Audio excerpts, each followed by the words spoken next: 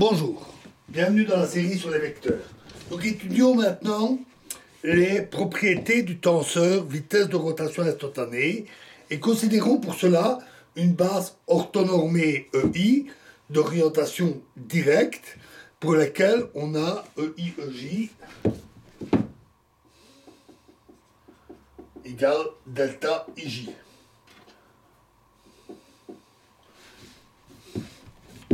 On peut écrire DEI EJ sur DT qui est égal à EI DEJ sur DT plus EJ DEI sur DT qui est égal à 0 puisque ce produit scalaire est constant. On substitue dans cette relation l'expression des dérivées des vecteurs de base et on a alors EI fois oméga JK EK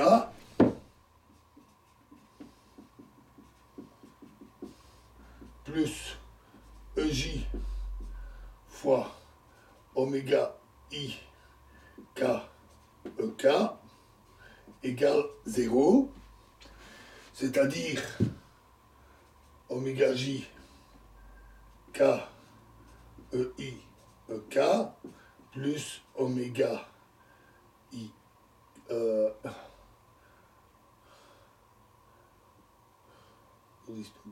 oméga IK fois EJ EK égale 0 et compte tenu des relations d'orthonormalité, cela veut dire que oméga J K delta IK plus oméga IK delta JK égale 0 ou encore que oméga J I J égale moins oméga JI.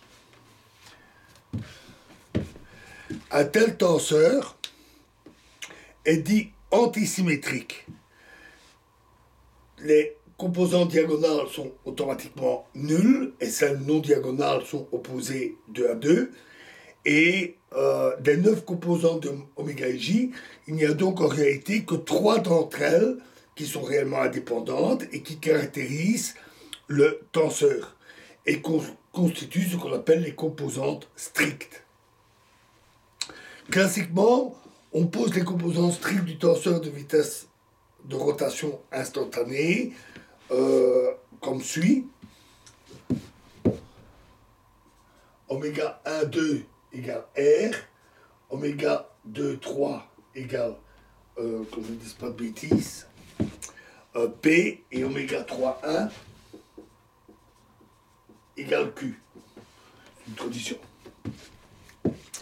Et on forme alors un vecteur W égale à P E1 plus Q E2 plus R E3. Ce vecteur constitue un exemple de vecteur adjoint d'un tenseur antisymétrique. Dans le cas présent, ce vecteur est appelé vecteur rotation instantanée du solide. Alors, compte tenu des propriétés classiques du produit vectoriel, on a alors que DEI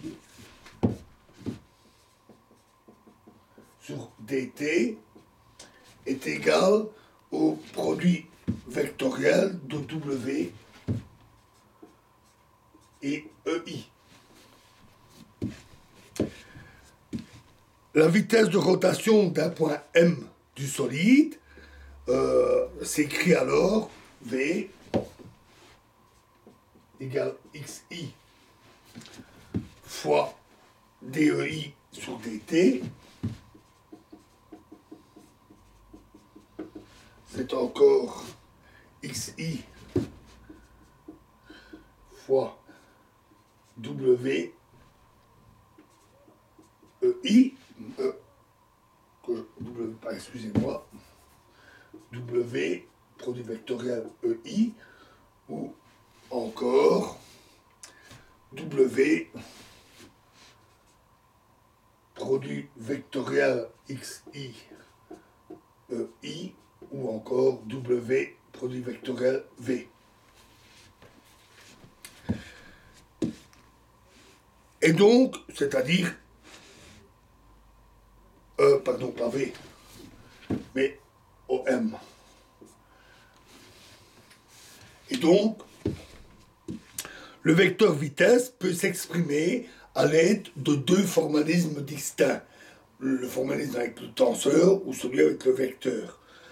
Cependant, on sait que le vecteur W est un vecteur axial, parce qu'en fait, lors d'une transformation, d'un changement de base, il n'y a pas que la base qui change, mais les composantes sont liées au tenseur. Et elles ne changent pas tout à fait traditionnellement. On ne va pas insister là-dessus. C'est un vecteur axial qui nécessite une convention sur le sens d'orientation du trièdre, de même que le produit vectoriel.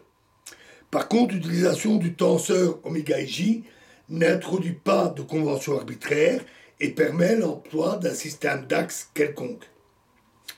Voilà, et dans la prochaine vidéo, nous parlerons du tenseur des propriétés des milieux anisotropes. Je vous remercie.